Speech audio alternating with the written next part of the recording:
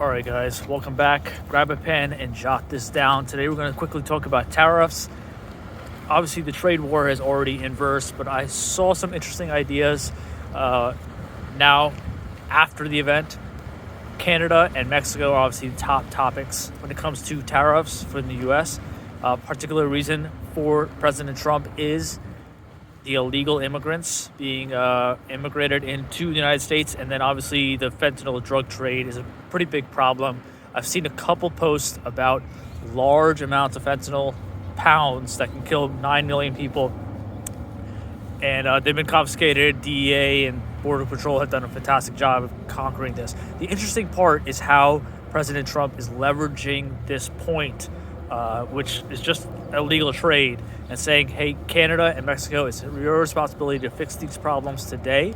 This is how we're going to do it. If you don't do it, it's going to cost you 25% in tariffs, which is definitely a meaningful amount, especially after I looked at the stats that Canada and Mexico, about 75 to 77% of their exports, total exports for those two countries respectively, individually, is somewhere around that percentage. So the U.S. is a major player, a provider for those countries.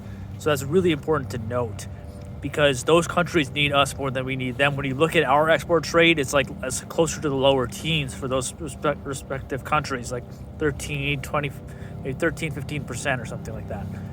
We rely on other countries internationally because we're such a major player on the international board. Canada and Mexico are not. So Trump played a really good card against these countries. They've caved. They're talking to us about different provisions that they're going to allow happen on the border on their side. I think Mexico is going to bring 10,000 soldiers to the border to secure their side of the border. So it's not only the United States doing all the hard work. Really interesting to see how this played out. Obviously, it happened last week with Venezuela. We brought back our troops, 6 hostages. Now it looks like Panama is the next play. It looks like Panama has released or gotten rid of the memorandum of understanding with China. So it looks like we might make significant progress when it comes to taking back the canal, which is rightfully ours because we actually funded the project. So it's really interesting to see how all this is playing on an international board. And I think it's working out really well for the United States because we're getting a lot of things that we didn't have just 3 weeks ago. So let me know what you think in the comments and what else your thoughts are for global trade.